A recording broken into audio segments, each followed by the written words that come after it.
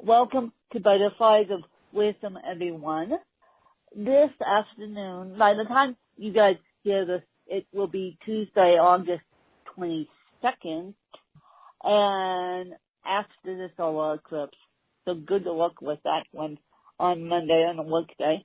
But I want to introduce second-time guest, or maybe third-time guest, I'm not sure anymore, Kelly Covert. And what Kelly and I are going to talk about, Kelly is a coach. She's a podcaster. I don't know if she still has a podcast, but as far as I know, the last time we talked, she still had it. And she and I are going to talk about mindset stuff. So that's how you guys are going to kick off your Tuesday morning, with mindset stuff with Kelly and I. So without further ado, I'm going to let Kelly take it away. Thanks, Gwen. I'm so excited to be here with you today. And yes, I do still have a podcast. It's actually new. It started in May, so it's different from my old podcast. And the name of it is In Her Voice. And I'm excited to share that with all of you. And you can find that wherever you listen to your podcasts, on Apple Podcasts, Google Play, all of that fun stuff. So yes, I am still podcasting and so excited to talk to you guys about mindset. Well, my first question is, I'm actually switching careers, and everyone knows this by now. My audience knows that I am a writer. I will be pursuing a journalism degree, and I will be exiting early childhood education and elementary school education gracefully. But my first question to you, Kelly, is for those of us who are making shifts in our career, what does that have to do with mindset? Well, I think it has everything to do with mindset, because before you begin any kind of change, it could be in your career, it could be in your family, relationships, on a personal level with your health, you have to believe that your actions are going to make a difference, that your actions are going to create a difference in your life. And so I think that belief part of it is huge, and that is really a mindset shift, and that's what empowers us and motivates us and inspires us to take the action that is required, because as you know, the action steps that you have to do to change careers are not always easy. They're not always fun. And so we really need to be in this place of believing that the hard work that we're doing will be worth it, and that there is something on the other side of that, and that our life is full of possibilities and not full of impossibilities. So I really feel that mindset is a huge piece of that, and I think one of the ways that we can really work on it is to always keep our vision in mind, always revisiting that vision each day, each week, each month, knowing what it is that you want your life to look like, knowing what it is that you want your life to feel like, and knowing how you want to serve in your life. Having that vision always at the front of your mind will be a huge step towards helping you create the life that you really want to be living.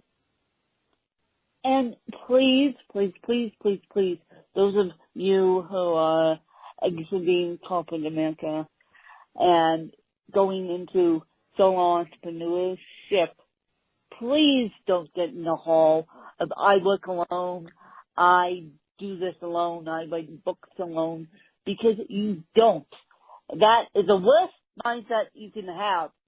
Collaboration is everywhere, and as Kelly can tell you, it's difficult to be a solo entrepreneur. As I can tell you, it's difficult to be a solo entrepreneur part-time, but just know that there is a community around you.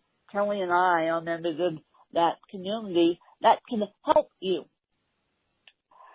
So what best mindset hack Kelly, on asking people for help? Well, I think that people are afraid to ask for help because I think that we have this belief, and for many of us it's deep. It goes back many, many years that if we ask for help, if we say that we cannot do something on our own, that means that we're weak, or that means that we're not good enough, or not smart enough, or not capable enough.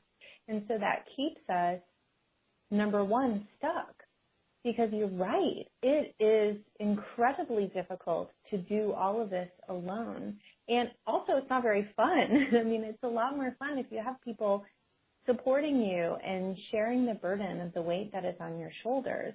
And the beautiful thing about our world is that there are people who are really good at the things that you need help with, right? And so I really like to see it as sort of this, we're this, big system that when we all are asking for help, we're all going to have something to do because someone will need help from me and I'll be able to serve them in that way. And I'm going to need help from someone else and they're going to be able to serve me in that way. And it becomes this cycle of service that we can create. But the first step of that is understanding that it's okay to ask for help. It's okay. It does not mean anything. In fact, it means you're human because we all need help. None of us can do this alone. None of us are perfect. None of us are capable of all things. And so, yes, you are human. Yes, you do need help. And it doesn't mean anything about you except for that. We don't have to base our enoughness on whether or not we can do everything. And Kelly, if you don't mind me asking, were you in corporate America before you became a coach? Because that leads me, my question leads me to my next question about mindset. Actually, I have never been in corporate America. I used to say, and this is a mindset thing too, I used to say I've never had a real job. And I actually have since changed that because I do believe that my service in the world, regardless of what that looks like, is absolutely a real job. But what I mean by that is I've never had a typical job. I've never had a 9-to-5 job where I have to go into the office every day. And I think that I have been really blessed in my life to know from an early age that I needed space and freedom and flexibility in my life to be able to function at my highest level. And I've always had the opportunity to live a life that's like that, which, I feel, like I said, I feel so blessed. I feel so fortunate because I know that some people don't have that kind of flexibility or they're seeking that kind of flexibility. But no, I've never had real experience in the corporate world. Now, for those of us leaving the corporate world, which I consider teaching the corporate world, I do, trust me, I guess. For those of us leaving the corporate world as of May 22nd, 2018, how do we approach bosses that basically love us and don't want us to leave?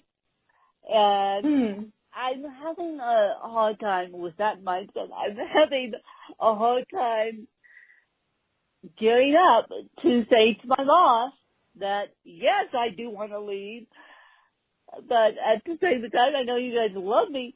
So how do we, for those of us who are extremely blessed to have the untypical 9-to-5 job that actually supports the creative endeavors that we do on the side, how do we say to those we want to leave? Well, I would always in that situation lead with gratitude.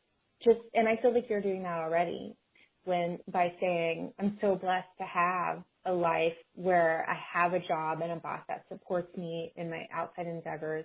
But I think always leading with that gratitude, coming from this place of being so thankful for the time that you did have, and understanding that the time that you spent in that job with that boss was so necessary for you to then get to where you are now. You wouldn't be where you are right now if it weren't for that job. And so I think when you approach that with a spirit of gratitude and understanding that it was necessary, that any boss who loves you is just going to be excited for you.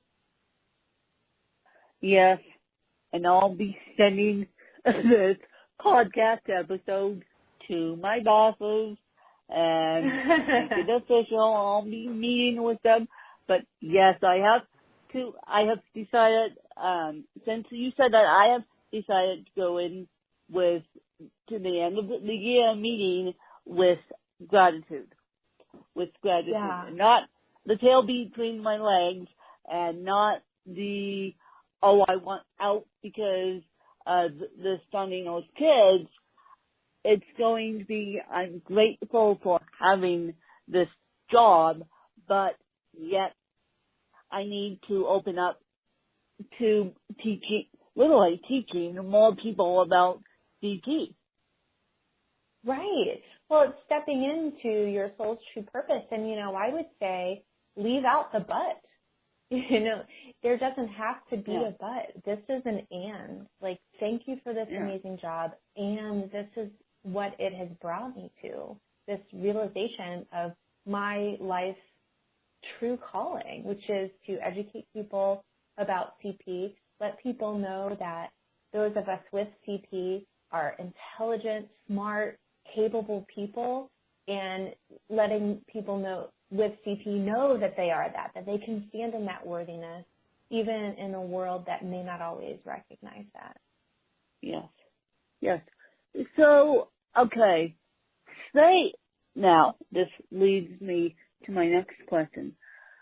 Would it be the same way if because typically teachers get parents at the beginning of the school year who fight, and I'm not kidding when I say this, fight the education system because they think they know best. And of course, they choose us to help them raise their kids. So what attitude should parents have across the board for all these new teachers that they meet the first day of school or at back to school night? Would it be thank you for educating my child? Would it be let's work as a team? What's the mindset about that? This is such a great question, and it hits home for me because I have a child who is on the spectrum, and he is a difficult child. He's a challenge, and a lot of his struggles with his disability, it come out as being bad, right? What I mean by that is, like, you could look at it from the outside not really understanding who he is, and it's going to look like he is behaving really badly. Yeah. And so I understand completely this feeling like of sometimes having to go in fighting for your child, especially if you've had experiences with teachers where they don't get it, where they can't look at your kid and understand they're doing their best, right? And so as someone who has felt all of that deeply and experienced that, I always try to go in fresh. So I always try to approach every single school year from a place of these teachers are all new. It's all exciting. I'm hopeful that they're going to understand him and that they're going to get to know him and appreciate him for all that he has to offer. And I do my best to introduce him to them in his strengths and his weaknesses in a way that lets them know that I'm on the same page, right? I want to be on the same team, and they need me on their team, and I need them on my team. So we all need to work together because really, like you said, when your kids are in school, they're spending many days, more hours of the day with their teachers than they are with you. And so you need to be a team with those teachers. You need to be able to work together. You need to be able to communicate well with each other. And sometimes you do need to stand up and you do need to advocate for your child. But I always think that starting the year off on this foot, that we're in this together and that I'm here for you, can you please be here for me, is a really great way to go into it. And you said that so eloquently, and just to let you know what Kelly was saying during her question is she has a son on the autism spectrum. And if you don't mind me asking, how severe is his autism? He is very high functioning. Most people, if you saw him and didn't know that he was on the spectrum, you would just think that he was kind of quirky. And I think that in many ways that makes it a different kind of challenge because people don't look at him. I mean, he's incredibly smart. He made straight A's last year in 8th grade. Teachers don't look at him and see a kid who's struggling. And so when he acts out, when he gets frustrated, when he can't handle something, they see it as bad behavior. And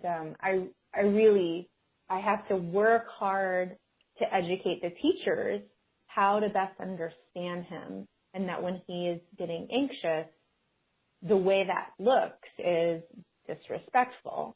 And I'm not condoning him being disrespectful because he's also learning how to manage his anxiety, how to manage his struggles and the things that are really hard for him. But I think educating teachers about your child is a great way to go at it. And that's what I really try to do with Ryan. Because the IEP, the Individualized Education Plan, doesn't always show the kids' gifts and doesn't always show the kids' talents either. And we're trying to present these kids in the light. So going in there with, I'm on your team, let me know what you need, is a form of gratitude, you guys. Is a form of gratitude. Yeah. And then teachers will turn around and look at you like you're on whose team? Because they're used to parents fighting. They're not used to the gratitude aspect. See? I'm not used to the gratitude aspect either. I'm barely used to these older kids pulling out the chair for me, let alone saying, how can I help you? I got the opportunity to work with 5th graders for 1 hour last year, and I'm not kidding. When they saw me struggling, they said, can we grab a chair for you? No teacher, and I'm glad teachers were in them, but no teacher prompted that. So I think when these older kids get the grasp of CP or autism, they have a better understanding than the teachers do, and that's a form of gratitude there. Having the kids help other kids, having their peer group help other kids. And so having a team around you would be a form of gratitude. Now, if you walk into the school year and let's say you're having a really bad day, how could you change that mindset, Kelly? Oh, this is such a good question, Lynn. I really appreciate this question because I have been doing a lot of work this summer on being able to manage and control my thoughts better. Because, you know, like you said, sometimes you wake up and maybe you slept late and then you spilled your coffee all over the floor and, you know, you can kind of get into this pattern in a day or in a week where it just feels like everything is going wrong. And I think that the most important thing that we can do in any moment where we're feeling like those things, oh, stuff like this always happens to me, or, oh, I'm having such a bad day, or bad things happen in 3, or whatever it is, whatever story that we're telling ourselves in that moment, we can shift it. We can shift it by taking the time to look for everything that is good in our life. Yeah, maybe I spilled the coffee all over the floor today, but that gave me the opportunity to treat myself to Starbucks on the way to work, right? Or maybe I am running late because of traffic, but who knows what might have happened if I had been on time. Like, I really believe that the universe has a plan for everything. That God is creating our day for us in a way that is magnificent and wonderful. And when we look for that, that is what we see. And when we look for things bad to happen, that's what we'll see. I mean, like, we will see that. It is guaranteed. Yeah. So I think that good, mindset shift, again, comes good from looking. Karma attracts good karma. Bad karma attracts bad karma. Mhm. Yeah, so just take a moment, take a deep breath, and think about what is good. What is good in your life right now? What is good in your life right now? And you will always find something, and that can shift that bad day into a good day in a heartbeat. Yeah, that could shift that bad day, that okay day into an amazing day. I mean, I had one of those days on Fridays. I'm like, I'm going to make this a good day, no matter how hard I try. It was one of those days where I didn't know whether I was going to make it through. Turned out I did. Turned out it was a amazing day after all. It just took a little rethinking on my end as to what was going on, and I was involved, but it didn't necessarily have to do with me.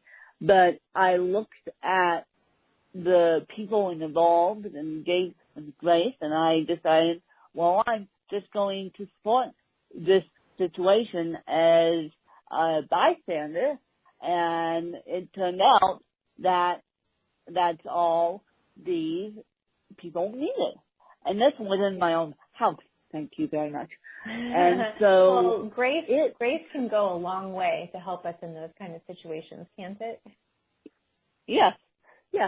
And I said to myself, okay, since this situation is going on, I'm just going to say yes to everything and not be, I'm going to be supportive to the best of my abilities. Yep. And I think that's and the best not that we can add to the stress of what was going on. Right. Yeah. So grace goes a long way. The power of grace goes a long way. Yeah. Now, what, for those who are going into college, is it going to be the same attitude of you're on my team and I'm on your team? Because I know a lot of schools, a lot of colleges, including my own, are going back here in the next couple of weeks. And so it's the same thing as an elementary school. Teaching-wise, it's the college students being on the teacher's team, isn't it? Oh, absolutely. I think that that's a great mentality to go into college with. And I really think, I teach college students at Syracuse University, and I really want my students to see me as their ally, to see me as someone who wants the best for them, and to see me as someone who can help them. Like, I'm not always going to tell them they're doing a great job, because that's not always what they need to hear. But I always absolutely want the best for them. And that means sometimes gently guiding them in a different direction. Sometimes it means giving some constructive criticism. or correcting in some sort of way, but that's always from my intention of absolutely wanting what's best for them. Exactly. So it's all about teamwork. It's all about grace. It's all about just having the joy in life. If you can sip coffee with a friend or enjoy a live concert, which after this interview I'm going directly to a live concert. And so if you can enjoy the small things in life, that would make your life a heck of a lot better and a heck of a lot easier, because we need less ERs. We need more Tigers. We need more Winnie the Poohs. ERs in the disabled community drive me nuts. Woe is me. I hate my life. Yeah. You guys know by now that when I got my last health scare in March, I decided to switch my career path, not to become an ER in the education system on the way. ER is not going to work in the education system. You have to put a bright, smiling face on for those kids, no matter how bad do you feel. Right. And I think that the main piece of our conversation today is this idea of gratitude. Right? Like, we're so lucky to be living the life that we're living. It's amazing. Yeah, we're so lucky to be living the life that we're living. And as I said, I'll be exiting my job gracefully, thank you very much, May 22nd, 2018, and I will be a full-time writer. For those of you who want to write a book with my help, there is a small fee involved.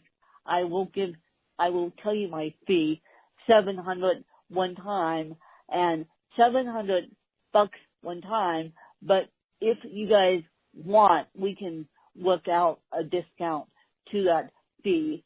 So, because I know a lot of you want to write books, and I know that so many of you have followed my journey, which I'm grateful for, no pun intended, and I know that you are amazed at the work I'm doing. So I feel like I should give back to you guys only for a small fee, but that's how I'm going to make my living and through my book now as of May 22nd, 2019.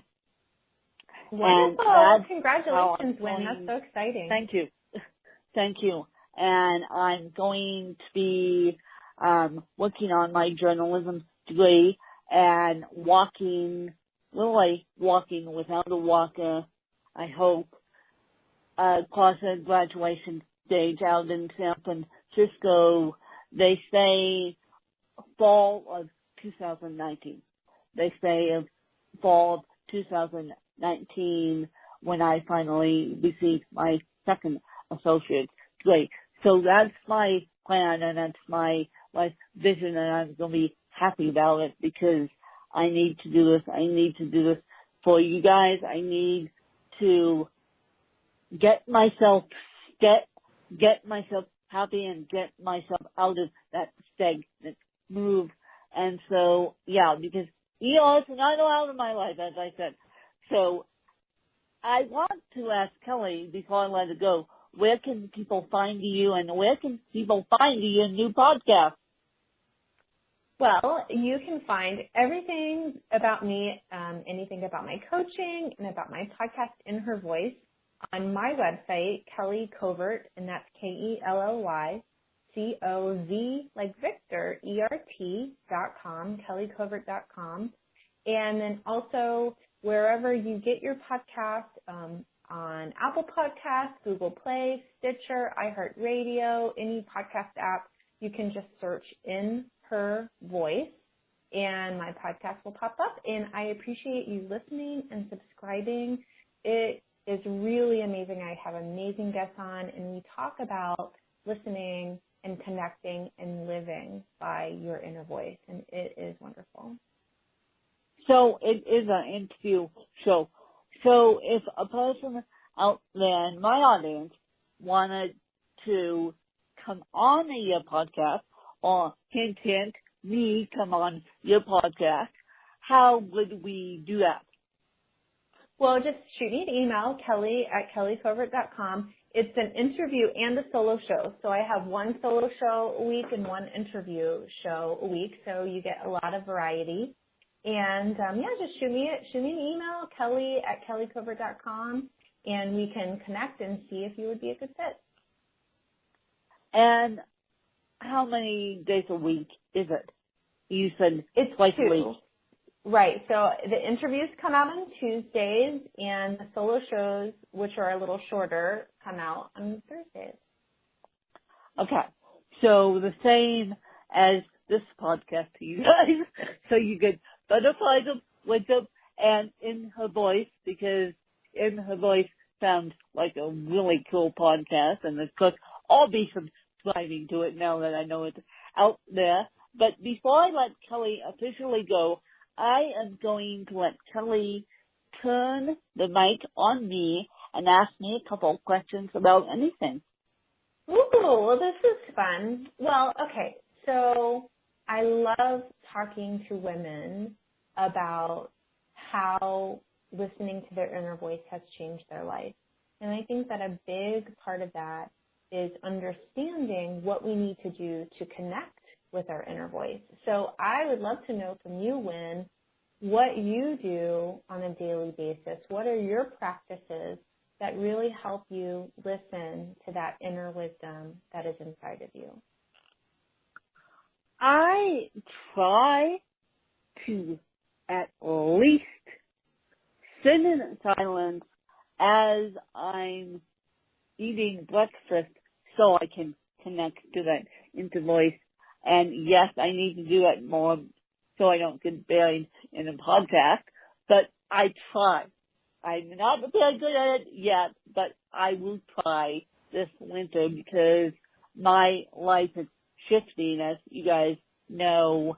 And yeah, as you guys know, I need to now be helping you guys more than helping kids. So I'm going to try and listen to my inner voice more than I do now.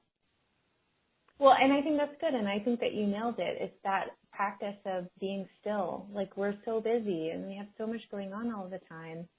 If we're not taking the time to get quiet, to get still, it's hard to hear that through all of the other noise. So, and my other question for you would be this. As someone with CP, with a disability that other people can see, if you could ask those of us who are able-bodied to do one thing for you, what would that be? Don't treat any disabled as if they're dumb, and I'm doing this for the autism spectrum too. A lot of the time, so many people think that autism spectrum and cerebral palsy don't have lights on. They see the quirkiness of cerebral palsy, they see the quirkiness of the autism spectrum, but then they don't see the gifts and talents. Right. Yeah. And I appreciate that. And I think I've been, especially with everything that happened last weekend in Virginia, I've really been in this place of trying to see how I can serve more people who are not like me and understanding them in just a deeper way. And I think just what I would say to everyone is just being open to understanding that, being open to having conversations with people who don't look like you or who don't act like you or who don't speak like you or who don't move like you, I think is so important. And I think I just want to honor you, Wynn, because I think that you do that. You're opening up that conversation. And I'm so blessed and proud to be part of that with you. So thank you. Well, thank you for saying that. I try, and thank you for saying that. And I really appreciate Kelly's time on this Sunday afternoon. I know it's a day off, but being a solo entrepreneur, you really don't get a day off unless you turn your phone off and go and do it. But I really appreciate everyone's time. And as I said, this podcast will be coming out on Tuesday, so be on the lookout. And then my career path, and if you guys know anyone that wants to write a book, please refer them to me, and let's just go make this world a great place. And this podcast has been sponsored by Grace by Grit. Grace by Grit is a clothing line out of California. They're giving you 20% off. And when I put this episode up on Monday, to give Kelly the link, I will have all of Kelly's information plus Grace by Grit information in the show notes. And so I appreciate you guys. I appreciate all the support of my books and all the support of this podcast. Let's go make it a great day. Thanks, you guys.